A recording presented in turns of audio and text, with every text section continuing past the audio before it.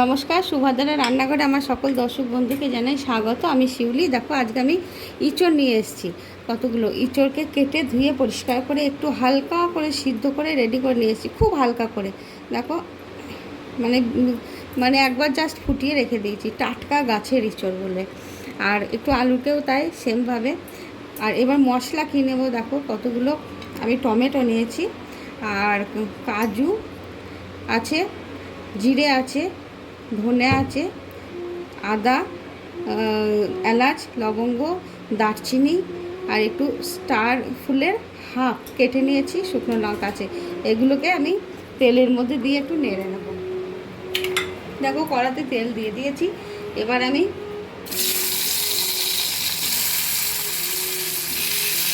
টমেটোগুলো দিয়ে দিলাম, সমস্ত মশলাগুলো দিয়ে দেবো, দিয়ে একটু ভেজে নেব।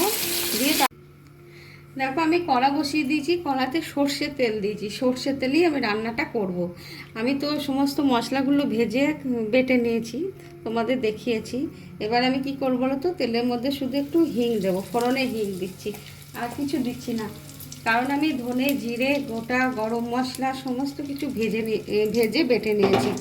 এবারে আমি এই তেলের মধ্যে হালকা করে সিদ্ধ করে রাখা ইঁচড়টা দিয়ে দিচ্ছি। ইঁচড়গুলো সব আমি দিয়ে দিলাম, আর তার সাথে আলুটাও দিয়ে দেবো। এগুলোকে আমি ভালো করে কষিয়ে নেব। দেখো, আমি খুব সুন্দর করে লাল লাল করে একদম ভারী সুন্দর করে ভেজে নিয়েছি ইঁচড়গুলো। এবার আমি কি করবো বলতো, যে মশলাটা বেটে নিয়েছিলাম, এই মশলাটা আমি দিয়ে দেবো। যে ভাজা মশলাগুলো, ধনে, গোটা জিরে, গোটা গরম মশলা, আর টমেটো, কাজু, এগুলো ছিল। এগুলো আমি তেলের ওপরে দিয়ে কষাচ্ছি না, এগুলো আমি ইঁচড়ের সাথে কষাচ্ছি। যেহেতু ইঁচড়টা আমি খুব সিদ্ধ করিনি, হালকা একবার জলে জাস্ট সিদ্ধ করেছিলাম। তো আমি রান্নাটা পুরো কষিয়ে করবো। যে কোনো নিরামিষের দিনে তোমরা এইভাবে একবার রান্না করে দেখবে, অসম্ভব সুন্দর লাগবে খেতে। আমি অল্প করে একটু হলুদ দিয়ে দিলাম, মানে পরিমাণ মতো হলুদ গুঁড়ো দিয়ে দিলাম। রান্নাটা কিন্তু এরকমভাবেই হবে, কষিয়ে হবে। আমি একটু কাশ্মীরি রেড চিলি পাউডার দিয়ে দিলাম কালারটার জন্য। এবারে আমি লবণ দিয়ে দিচ্ছি, মানে নুন দিয়ে দিচ্ছি স্বাদ মতো, দিয়ে ভালো করে কষাবো। মানে কষিয়ে রান্নাটা আমি করবো। আর একটু আমি কড়াইশুঁটি দিয়ে দিচ্ছি, কড়াইশুঁটিটা দিয়েও কষিয়ে নেবো। এবার আমি একটু চিনি দিয়ে দিচ্ছি, স্বাদ মতো একটু সামান্য চিনি দিয়ে দিলাম। এবারে কী করবো বলতো, আমি চাপা দেবো, যে গ্যাসে ফ্লেমটা লো করে দেবো। এটাকে এরকম কষিয়ে রান্না করব। যদি তখন প্রয়োজন মনে হয় তখন একটু হালকা করে জল দেবো, গরম জলটা। ঠিক আছে? দেখো, মশলাটা কষানো হয়ে গেছে, চারিধারে তেল বেরিয়ে গেছে।